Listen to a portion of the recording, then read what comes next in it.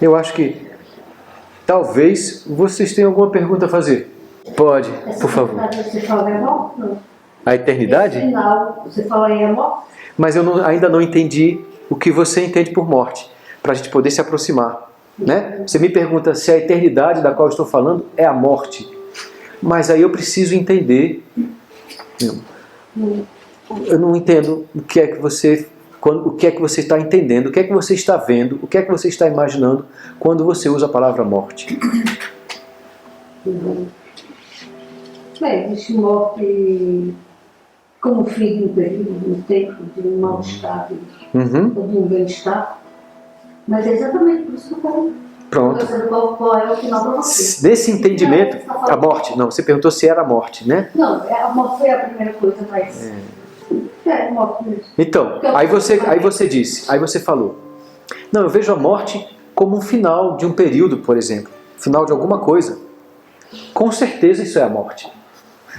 Mas se você vê a morte como o final de alguma coisa, você percebe que a morte é só o final de alguma coisa. Porque parece então que tudo continua. A morte é o fim de uma coisa. Esse sininho vai se decompor. Essa linha vai se partir com o tempo. Esse metal vai se decompor, por incrível que pareça. Né? A madeira vai se decompor antes. Vai ser a morte disso aqui. Mas parece que a existência continua. Né? Nós falamos então da morte de uma coisa. Falamos da morte do nosso medo do fim. E falamos também da morte da nossa necessidade do fim. Então, veja só, existe o peso do final. É uma coisa pesada o final.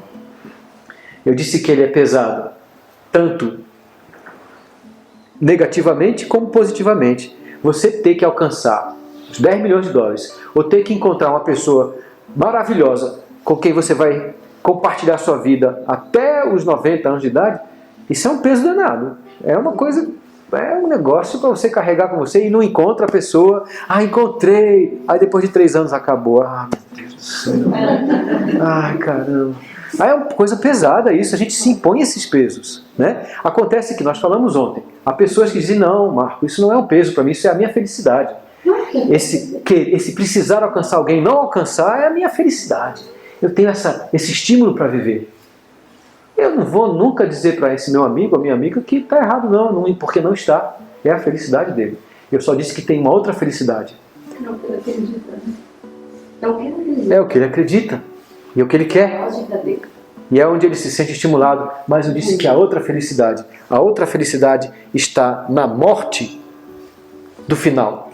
Tanto na morte da necessidade de um final, como na morte do medo do final. Porque existe também o final. E tem o final que você quer alcançar, é o fim da sua história bonita. E tem o final que você não quer que chegue nunca. Não tem? Esse final que você não quer que chegue nunca.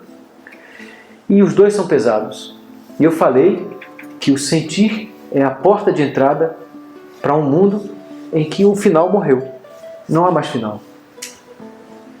Não há o final enquanto algo a ser alcançado, que é um peso, porque eu fico me oprimindo a vida inteira, porque tenho que alcançar aquilo. Né? E é a morte do final enquanto medo, o final que eu não quero que chegue, que também talvez até seja mais pesado. O apego, né? O fim do apego que nós falamos verdade. O apego. Apego a qualquer coisa. É, porque se você está muito bem com o que você sente agora, e isso é uma coisa intensa, né? É um calor forte, é a sua felicidade, então realmente querer prender as coisas perde o sentido, porque você não precisa. Né?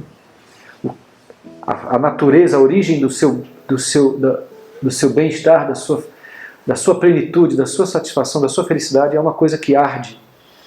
É a sua própria percepção, é o seu próprio sentir que é intenso, é quente, é vivo, é vibrante. Então, precisar de alguma coisa, não querer que uma coisa vá embora, perde o sentido. E por isso você pode caminhar pelo mundo sem estar tão sujeito, tão preso, tão vulnerável às coisas que acontecem. Desculpe, Marco, e sobre o instinto de querer preservar esse estado? Ah, sempre surgem perguntas difíceis, né? Tem tempo ainda aí? Para essa, porque é uma resposta. Em 60 minutos.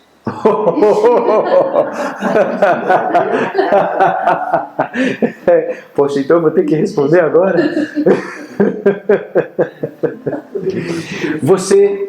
Vamos lá. Olha só que interessante. Nós estamos falando de compreender uma coisa que anda irmanada com sentir. Aí Rodrigo me pergunta, mas e sobre o instinto natural de você você entrar em contato com algo tão bom e agora isso se torna seu objeto de preservação? Olha que interessante. Aquele meu mecanismo animal de querer preservar coisas que são boas para mim e querer fugir das coisas que não são, que vem de uma ancestralidade, né, muito distante, ele retorna agora. Olha só que interessante. Vamos fechar os olhos, solta os ombros. Você não precisa ir a lugar nenhum. Comece a sentir. Não precisa, não fuja, não corra para lugar nenhum. Com delicadeza, com cuidado, comece a sentir. Aí você começa a sentir, aí de repente, nossa, um espaço começa a se abrir nas suas artérias, nos seus vasos sanguíneos, né? Tudo começa a se abrir. Seus nervos começam a sentir um espaço também. Nossa, aí, olha só que interessante. Nossa, como isso é bom. Como é que eu faço para não perder isso? Você começou a sentir isso porque estava ausente exatamente o seu condicionamento de querer reter as coisas, ou querer buscar as coisas. Você começou pela soltura, você começou pelo abandono, ainda que tenha sido uma instrução, né? Você começou, exatamente isso começou a nascer porque você não estava lutando, não é? Você entrou em contato com esse estado porque você não estava lutando em nenhuma direção. Alguém lhe disse, não lute não, fique com o que você está sentindo, não vá atrás de nada. Aí de repente, essa compreensão, essa situação abriu espaço em você, e quando abriu espaço você sentiu uma leveza, sentiu um calor, um amornamento, e aí isso foi identificado como satisfatório, como bom, porque deu uma sensação muito agradável. Você se desprendeu de seus pesos físicos e emocionais e mentais. Aí você identificou isso como uma coisa muito boa. E aí, o que é que entra em jogo? O que é que entra em cena? O que você mais é. O animal. Eu preciso preservar isso. Esse é um mecanismo natural nosso, que vem à tona. Então o que ocorre? Porque eu estou aqui sentado. Nós estamos entendendo e sentindo ao mesmo tempo. Eu estou aqui sentado. E aí começo a sentir uma coisa muito boa, cuja natureza é exatamente o soltar-se. O soltar-se. O não fazer, o não perseguir, o não lutar, o não fugir, o não se esforçar. A natureza dessa coisa boa que eu estou sentindo é esse não. Né? O não fazer, o não fugir, o não esforçar-se, o não perseguir, o não preservar. A natureza disso que eu estou sentindo é o não. Aí eu identifico isso que eu estou sentindo, essa soltura, essa leveza, como uma coisa muito agradável, muito boa. Porque é mesmo, né? Você está flutuando na existência. Livre da dor, livre do medo, livre da ansiedade. É fácil identificar isso como algo muito bom. E olha que interessante. Até aqui estava tudo bem, mas de repente surge uma coisa nessa experiência. Surge, eu preciso preservar isso. E aí então o que eu faço? Como eu faço para preservar isso? Só que nesse meu momento em que eu digo eu preciso preservar isso, vocês, se tiverem delicadeza, para perceber, nesse exato momento em que eu digo, eu preciso preservar isso, eu começo a perder isso. Porque entra a minha luta, entra uma outra sensação. Eu ainda estou com os resquícios daquela leveza. Só que agora outra coisa começou a entrar em ação. Eu preciso preservar isso, eu preciso aprender isso. Será que é uma coisa só momentânea? Será que é só quando eu estiver aqui? Será que eu não vou conseguir isso quando eu estiver lá na cidade? Será que as agressões do meu dia a dia vão me impedir de sentir isso de novo? Olha, agora entrou o medo. Eu já comecei a perder aquele estado. No momento em que entra esse centro, esse impulso de preservação do que é bom, entra o medo de perder o que é bom. Aí entrou toda a confusão da minha existência normal, que estamos no de sempre. Voltamos ao de sempre. Aí a pergunta de Rodrigo fica ainda mais complicada. Mas e agora? Já que estamos aqui discutindo, né? O que é que eu faço num momento como esse? Porque eu comecei a sentir aquela leveza, aquela coisa boa, e aí ela se corrompeu pela minha ancestralidade natural de querer preservar o que é bom e do medo de perder o que é bom. Eu percebo que isso acontece. Eu começo a perder aquilo. Ela começou a perder o seu brilho. Começou a ficar obscurecida. Começou. Porque agora, além daquela leveza, existe a preocupação, existe a atuação do que fazer.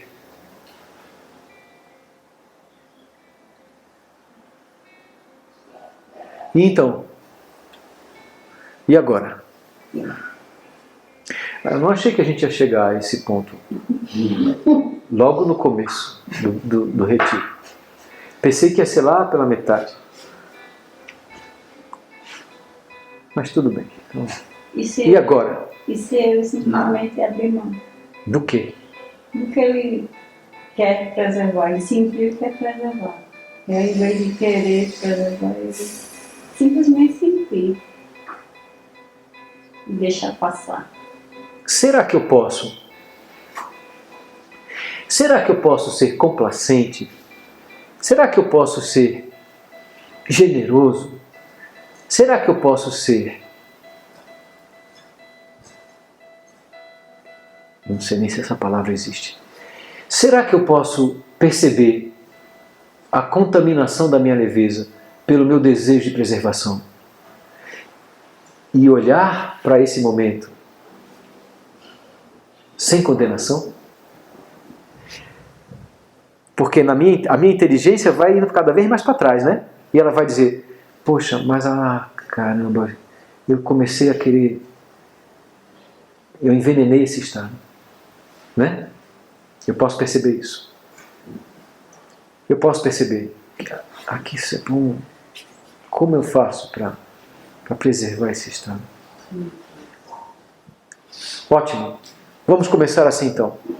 Não há nada que você possa fazer para preservar esse estado. Nada.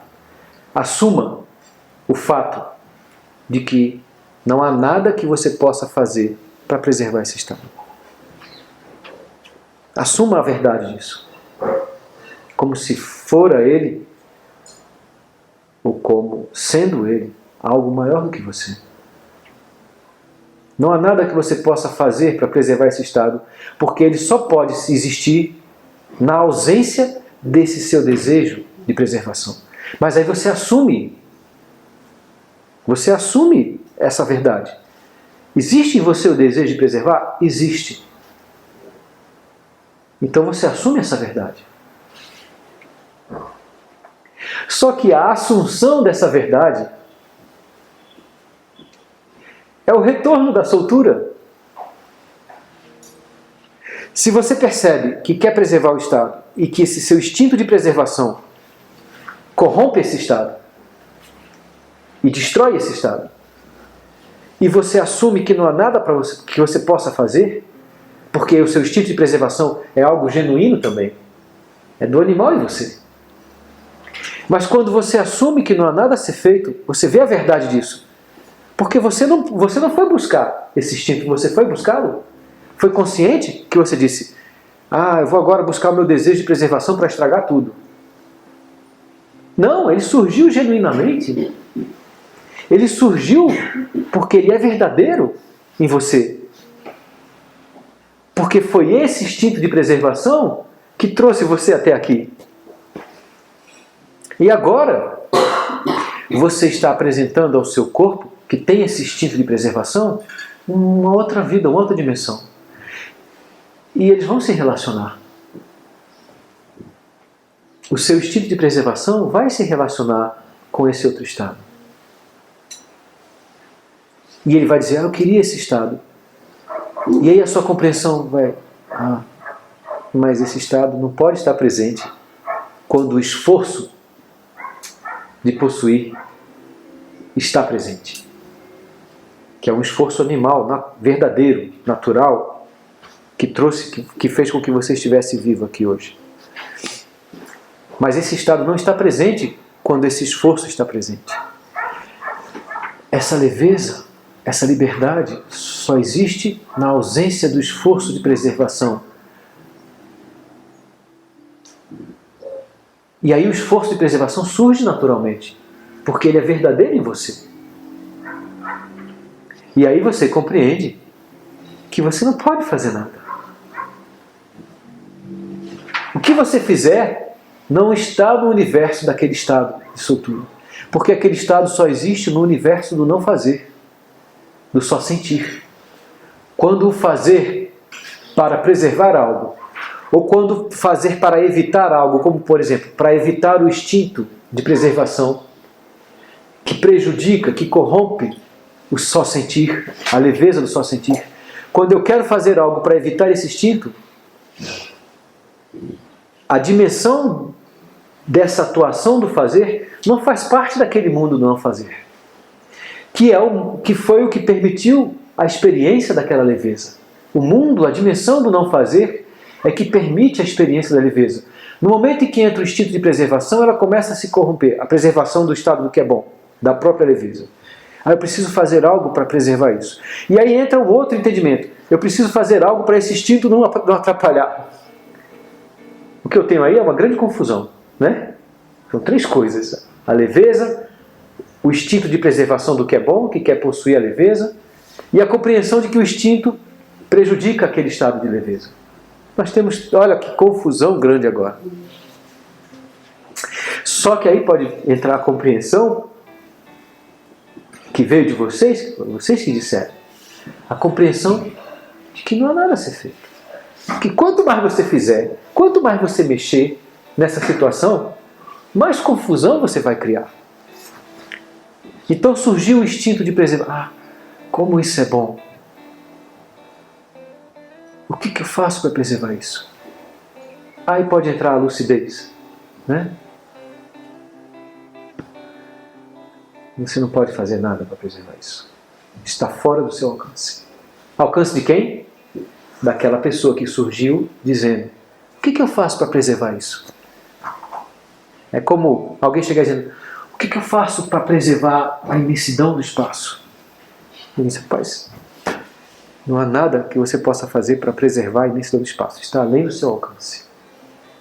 Agora, você pode abrir seu coração para a imensidão do espaço. Mas ele é muito maior do que você. Então eu acho que nós temos aí uma boa elucidação dessa situação, Rodrigo. Não há nada a ser feito. Inclusive quando surgiu o instinto, poxa vida, isso é muito bom. Como eu faço para continuar sentindo isso? Você não faz para continuar sentindo isso.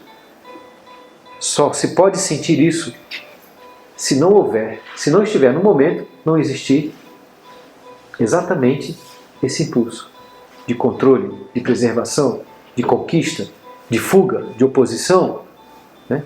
Quando todos esses impulsos estiverem ausentes, que é o que nós estamos, e é o que nós viemos, né, ao encontro quando fechamos os olhos, a ausência desses impulsos, pela compreensão de que só há tranquilidade na ausência deles. Quando todos esses impulsos estão ausentes, então aquilo está presente. Quando eles estiverem presentes, aquilo não está. Só essa compreensão. Quando eles surgirem instintivamente, não há nada que você possa fazer, a não ser enxergar todo o mapa. Só que se você não fizer nada e enxergar todo o mapa, você está de volta ao estado de não fazer. Inclusive enxergando o instinto de preservação que quer possuir aquele estado. Eu tenho certeza que, pelo menos para vocês que estão me ouvindo agora, isso não está parecendo uma maluquice muito grande. Não existe complicação. Não existe complicação. Quando você se permite a simplicidade de só sentir as coisas, de permitir que as coisas se expressem e sejam, não há nenhuma complicação nisso. Complicação é ter que falar 2 horas sobre isso, né? Isso é complicado. Mas se você se permitir com simplicidade, né, de forma singela, a só sentir as coisas e observar e permitir que as coisas se expressem, e as coisas incluem principalmente as pessoas, permitir que elas sejam e que elas se expressem, e lidar com isso de forma simples, que significa sentindo, não há nenhuma complicação nisso. Isso não é complicado. Isso é extremamente simples. Talvez não queiramos tanta simplicidade. Talvez. Mas isso seria um assunto para outro momento. Agora não dá mais.